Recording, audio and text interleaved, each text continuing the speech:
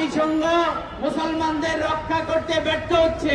এটি হিরোশিমা এবং নাগাসাকির চাইতে বড় গণহত্যা চালানো হয়েছে। মুসলমানদের পাশে আমেরিকা, রাশিয়া, উত্তর কোরিয়া, চায়না দাঁড়াবে না, দাঁড়ায়নি। আপনি যদি মানবাধিকারের জন্য কাজ করেন তাহলে গাজায় মানবাধিকার কমিশন খুলেন। আপনি যদি মানবাধিকারের কাজ করেন তাহলে আপনি কাশ্মীরে যান।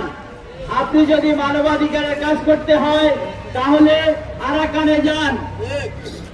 সেখানে দেখেন মুসলমানদের উৎখাত করে কিভাবে তার ভিটে মাটি গুড়িয়ে দিয়েছে। বাংলাদেশে কোনো মানবাধিকার লঙ্ঘন হচ্ছে না।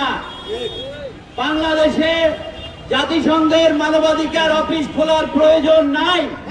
রাজার পক্ষে শুধু নয়, যদি মুসলমানদেরকে রক্ষা করতে হয়, বিশ্ব মজলুম মুসলমানদেরকে, তাহলে বিভক্তি মুছে দিয়ে, শিয়া সুন্নি এই সকল বিরোধ মুছে দিয়ে ঐক্যবদ্ধ উম্মাহ গঠন করতে হবে। জাতিসংঘ মুসলমানদের রক্ষা করতে ব্যর্থ হচ্ছে। আমরা এখন পর্যন্ত জাতিসংঘের বিকল্প মুসলমানদের কোন বিশ্ব ফোরাম গঠন করতে পারিনি।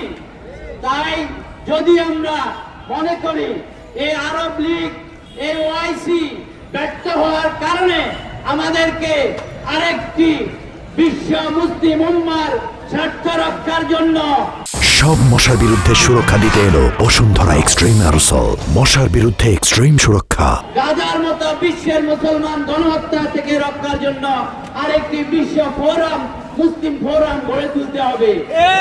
বন্ধুগণ, হিরোশিমা এবং নাগাসাকির যে ভয়াবহ গণহত্যা, তা পৃথিবীর মানবতার ইতিহাসে জঘন্য গণহত্যা।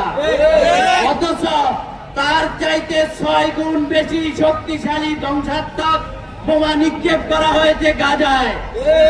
এটি হিরোশিমা এবং নাগাসাকির চাইতে বড় গণহত্যা চালানো হয়েছে। অবিলম্বে এই গাজা গণহত্যার জন্য ইসরায়েলের অবৈধ রাষ্ট্র ইসরায়েলের নেতানিয়াহুকে মানবতা বিরোধী অপরাধে বিচারের আওতায় আনতে হবে। মুসলমানদের পাশে আমেরিকা, রাশিয়া, উত্তর কোরিয়া, চায়না দাঁড়াবে না, দাঁড়ায়নি। তাই মুসলমানদের ঐক্যবদ্ধ হবে, এক উম্মার পিছনে দাঁড়াইতে হবে।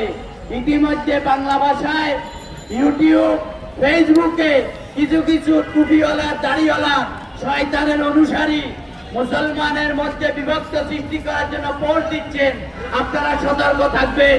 ওরা শয়তানের কুপ্ররোচনায় পড়েছে। ওরা এখন শিয়া সুন্নি ভাগ করছে, ওরা এখন ইরানিদেরকে ভাগ করছে, বিভক্ত করছে।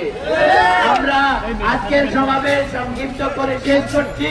সকলকে ধন্যবাদ। আসসালামু আলাইকুম ওয়া রাহমাতুল্লাহ।